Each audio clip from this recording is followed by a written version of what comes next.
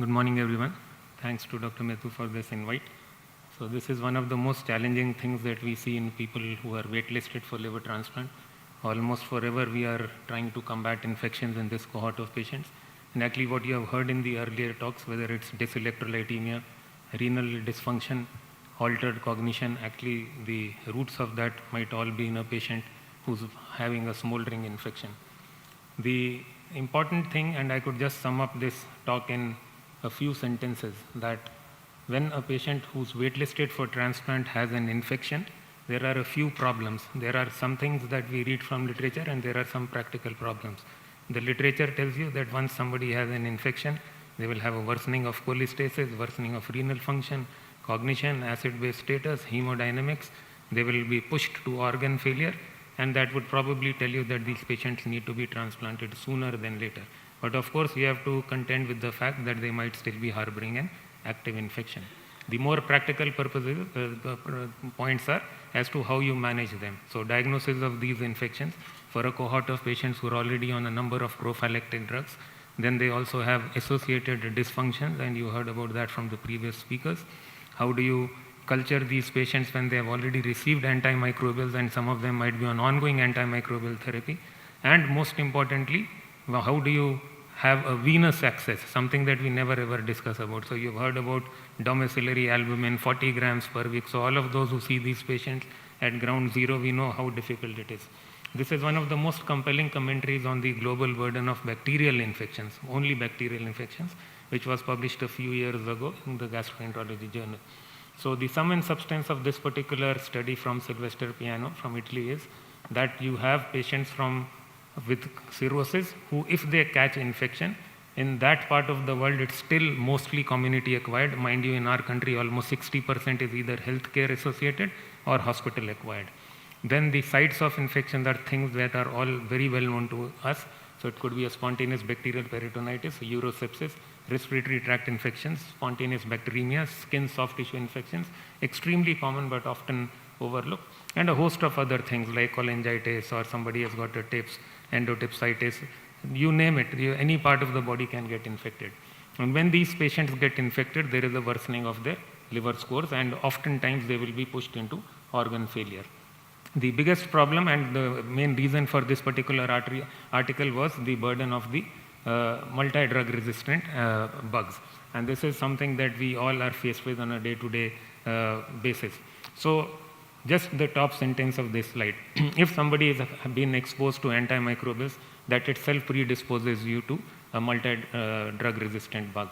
So oftentimes these patients will be coming into the hospital either for large volume paracentesis, albumin infusions, or just for any other reason, and you would find that they already have been exposed to the healthcare associated bugs. So please remember, the bulk of the infections which occur in cirrhotics are actually HCA. The definition for HCA for cirrhotics is very different from the HCA in the common practice. And oftentimes you might have to do an invasive procedure. So like I said, you will run out of venous accesses for them sooner or later, especially those patients who've been on prolonged periods of time on the deceased donor waiting list. And then you would spend so much time, energy, effort and money on just trying to sample various body parts. And the algorithm which is given by various societies is extremely detailed. So you have to sample each and every part of the body. And when you think that somebody with cirrhosis who's waitlisted for transplant is having an infection. So what are the downsides when you compare it with the other critically ill patients? So is WBC a good marker? The answer is no. Is lactate a good marker? The answer is no. Is the cognition a good marker? The answer is no. Are the biomarkers a good marker? You heard a little while ago the role of procalcitonin. Actually in decompensated, especially child CEPU cirrhotics, procalcitonin levels are increased even if they do not have an infection. So you talk of anything and you would find that it's probably a big zero when it comes to managing these patients. So important thing is the clinical sense. So if you've been seeing this patient for a fair length of time, it would not be very difficult for you to tell that this patient is infected or not. So what about beta blockers? So if you were to use the quick SOFA score, my colleague left a little while ago, they published recently saying that quick SOFA score is good. So quick SOFA score has got potential problems because many of these patients are on non-selective beta blockers. So therein comes that you've ruled out at least one of the 3 parameters that you would use in that score. So there are challenges, and other than clinical sense, there is nothing that will come to your rescue. The most important thing that we must remember is then when we are treating these patients for the primary infection, at least a quarter of them will go on to develop a secondary infection. The secondary infection, 3/4 of the times or even more than that, could be with a different bug. So just because this patient is in the hospital for his primary infection, you are actually again subjecting him to another infectious exposure, and that is going to be a bigger challenge. And if it is a different bug, then obviously your antimicrobial repertoire is also going to increase. So you can see that if you have got a secondary infection, then the chances of the MDR and the XDR also increase. So therein, the potential problems of dealing with the patient who's waitlisted and who's got infections. The important message from the NACSELD. So when NACSELD was first formed in the second decade of this century, it was actually called the iNACSELD. So that means these were the infections which were pushing the patients into organ failure. So the North American Consortium for Study of Liver Disease, actually their first publications were all on iNACSELD. That means it was an infection as a trigger. And most of these patients actually needed organ support. So as you can see on this slide, these patients would be pushed to organ failure, needing some kind of an organ support. So it is one thing to be pushed into organ failure, and it is another thing to have organ failure which requires organ support. And that just makes the situation that more dramatic and difficult to manage for these patients. So many of these patients would either need ventilation or they would be on RRT, and then you would be hard pressed whether to justify transplant for this cohort of patients or not. So most studies have shown that the predictors of hospital mortality, and mind you, these are also predictors of the 28-day mortality. So in most clinical trials, these are the 2 paradigms that you use. They are based on the severity of underlying liver disease score. Those who are not at least on non-selective beta blockers, you could still use the QSOFA. Mind you, QSOFA is a very good score to tell you that this patient should be on the radar. He should either be on a step-down unit or this patient should be in the intensive care unit. It does not really tell you that you are on your mark, set, go. So go is still not there. On your marks, get set, definitely yes. Those patients who get pushed into organ failure, and then the efficacy of empiric antimicrobial therapy. Again, extremely important. So please remember that just because somebody received, say, a 3rd generation cephalosporin for the treatment of a primary infection, does not mean that this patient cannot be treated with a 3rd generation cephalosporin again. So please remember that empiric antimicrobial therapy is extremely relevant even in this cohort of patient as it is in the other ICU practice. The only other difference for 28-day mortality is if you have this waitlisted patient develop an MDR bug. So if this patient develops an MDR bug, then their 28-day mortality is also extremely high. So again, in the same publication, and I would like to draw your attention to this bar. So look at the far right of these slides. So the top one is carbapenems. So these are the healthcare associated bugs. And like I said, that almost 40 to 45% of healthcare associated infections are seen in this cohort of patients. And look at the bar with the carbapenem. So you've got just about 50%. And if you look at the hospital-acquired, or what we used to call nosocomial infections in yesteryears, so this deep blue bar is now not only a carbapenem, it is a carbapenem with glycopeptide. So you are faring miserably when it comes to the number of antimicrobials that you would use in this cohort of patients just to fight infections. And mind you, this is extremely different from other parts of the world. So Dr. Piano's commentary was also very telling in one respect, which is that most of the MDR bugs, they come from the Asian continent. So is only the medical practice responsible for that? The probable answer is no, and this is something that can be discussed. So what happens to patients who are waitlisted and when they catch an infection? So you can see that the resolution of infections is much higher when you do not have an MDR bug. Whereas in all other situations, at least in this study, this was not statistically significant. Mind you, these are small numbers. This is the cohort which defined the canonic cohort, which was 2013 to 2014. And about 1,200 patients were registered into this cohort, and only about 1/3 of them presented with acute and chronic liver failure. So this is a glossary of terms that we must all get very well used to. And our ID consultants actually will have an acronym for all of them. There is one which is not figuring in this slide, which is also extremely good favorite of mine, which is Achromobacter xylosicistens. So these are all tongue twisters and tongue rollers, but these bugs are extremely important because these bugs at times will need lower order antimicrobials. For example, Stenotrophus maltophilia. So again, a very commonly recognized bug in the cirrhotic population, but it comes from venous accesses. So that is something to bear in mind. So it is not that every time a patient comes to you, you have to hit them with the carbapenem. So the drug sensitivity is extremely important. So these are the guidelines from the EASL, some years old. Nowadays, I know that most of the centers are using or hitting these patients hard, even with the new line of drugs. But I know that there is a session on infections in cirrhotics subsequently, and therefore probably these issues can be discussed at that moment in time. Now, these are key slides which are of practical use for the audience present here. If you have a urosepsis and this patient gets an organ call, do you treat this, do you take this patient up for surgery or not? And this is what we have incorporated into the LTSI guidelines also. They will be published very soon. So I think this slide set will be available and you can go through all of them. Important message is that the common infections are urosepsis. This is probably that should not refrain you from taking these patients for transplant. SBP, even if the patient is responsive, 48 hours later you show a decline in the white cell count, you can take them up for transplant. Bacteremia needs to be treated differently because you will have to prove that there is a negative blood culture. Pneumonitis is extremely difficult to treat. So you must have at least 7 days of antimicrobials on board, especially it was a hospital-acquired infection. But mind you, don't look for the radiologic improvement. So if white cell is coming down, lactates are coming down, oxygenation is coming down, PF2 ratios are getting better, you can take up this patient for transplant even if the radiological imaging is not clear. The spontaneous bacteremia needs much longer period of treatment than spontaneous bacterial peritonitis. Fungemia, SFP, again probably needs a lot of discussion because many of these patients have been in the hospital and have been hit with antimicrobials in the past. That itself is a precursor to produce these two syndromes. Please remember that the management of SFP is very different from that of SBP, and you must always rule out secondary causes. So wait for the patient's renal function to improve. Make sure that there is no secondary peritonitis in this cohort of patients. Otherwise, you will have egg on your face when the surgeons open the abdomen for transplant. C. difficile, not very common in our part of the world, but if you start looking for it, it is there. So all these years we have been saying that Europe and Asia does not see C. diff. In recent times when we have started to look for it, it is definitely there. Oftentimes Turley-induced diarrhea we always say is because of bowel ischemia. That is certainly not the case. Message for all of you in the audience, start sending the C. diff toxin assay and you will be surprised. So these patients have to be treated for a significant length of time. If they have a recurrence, then they have to be treated for much longer.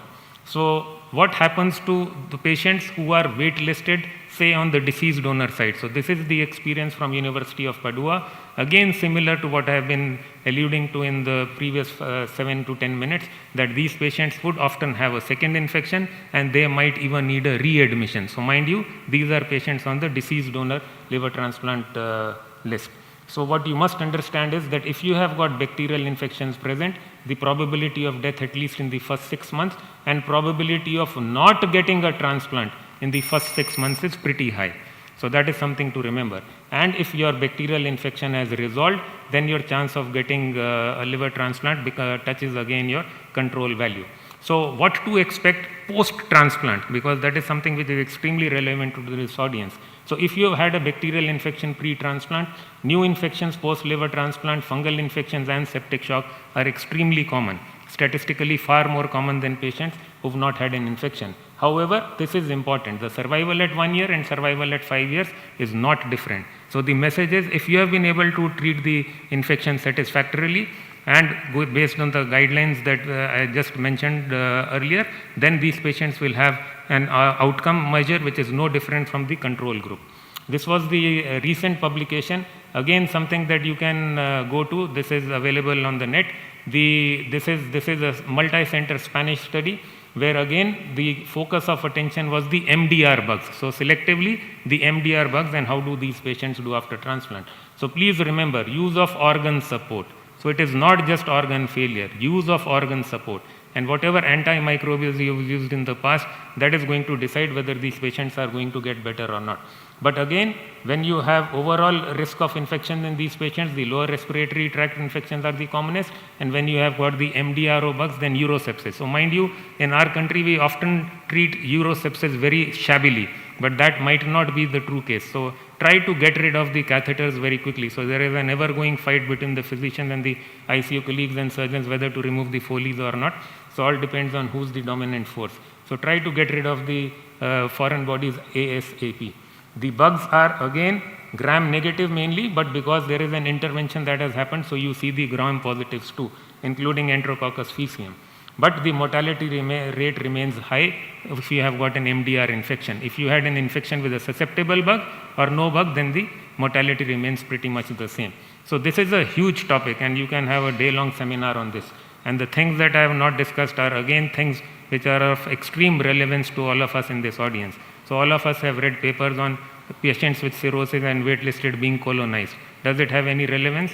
So there are so many publications on that, but this data is not granular. Biomarkers, there isn't one. CRP, procalcitonin, presepsin, you name it, and they all have got their problems. Rapid diagnosis comes to your aid, but mind you, still the culture-based diagnosis, they cannot be undermined because the drug susceptibility would not be known unless you have a culture-based diagnosis. Invasive fungal infections, I did not allude to, extremely relevant in two cohorts of patients. Patients with severe ALK who present with acute on chronic liver failure and undergo transplant, and those patients in whom you have a reactivation of autoimmune or an autoimmune hepatitis related acute liver failure wherein you want to transplant them and they have been pre-treated with steroids. So IFI is extremely important in the steroid exposed patients.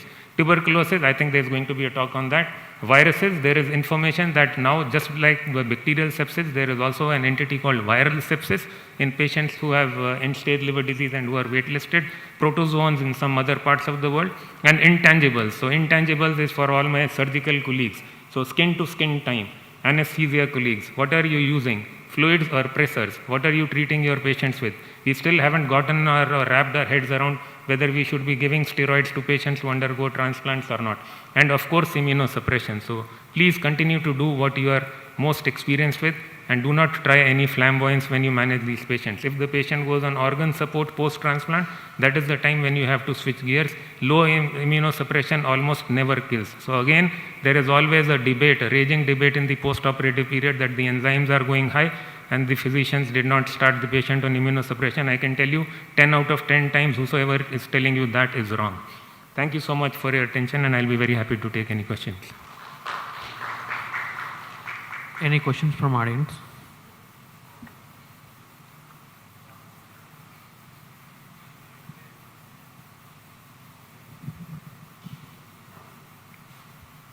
Sir, one question, sir.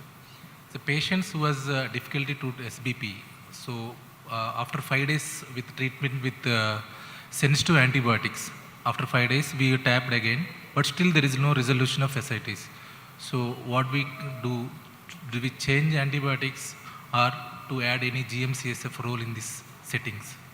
So what you are saying is that you repeated the tap Resolution and you found that there was no decline in the polymorphonuclear counts. Most of these patients would have been exposed to antimicrobials earlier. So again, what should come to your aid is 5 days is too long a period of time. Probably you should be testing after 48 hours itself. So if this patient has got creeping renal parameters, lactates are going up, white cell count is going up, the urine output is tailing, or his cognition is impaired, then I would definitely switch gears. But you should probably do it sooner than later. So waitlisted patients are always on a radar. The threshold to tap them again, especially when, see on the living donor side, you have the advantage that things can be optimized. The slide that I showed on the various infections are more relevant to an organ call being available for a patient who's on top of the deceased donor list. So you have somebody whom you are treating for SBP and 72 hours later they say that he was on top of the list and there is an organ of the same blood group available. Do you take this patient up for surgery or not? So those are more difficult to take decisions. Is there any role of GM-CSF in these cases, sir? None. It has been used, but that data is all over the place. What is the best time to vaccinate, sir, in CLD patients? Best time to vaccinate with a preventable disease? Right. Difficult question. So I still vaccinate them only against hepatitis B. I vaccinate for the newer, more fanciful and expensive vaccines only if there are other comorbidities. Most of our patients are anti-HIV total positive. Response to hepatitis B vaccine is not very good, but always test for the anti-core total. So before you initiate vaccination against hepatitis B, always look for the anti-core total. So if anti-core total positivity is there, you can do an anti-HBS, but you don't really need to vaccinate them.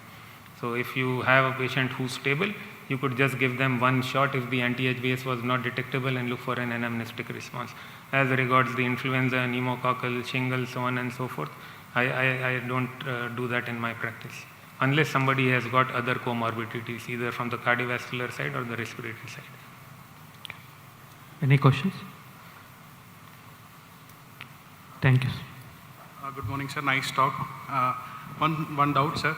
If at all the patient is improving after starting the drugs, and the timeline that you have given is like suppose 5 days or the 7 days, and he's responding, and the call comes in between, like after 48 hours you have seen a response. So whether in that scenario, will you proceed for the surgery, or you will still give that specified time for that patient? We should proceed for the surgery. So timing is of essence. Especially in high acuity patients, the timing is of essence. So if you have been able to show a decline in the parameters, white cell count, lactates, improvement in renal function, and you must demonstrate. So the commonest call comes for SBP. So if you have tapped them and you have shown a decline in the white cell count, then yes, surely you should consider them for surgery.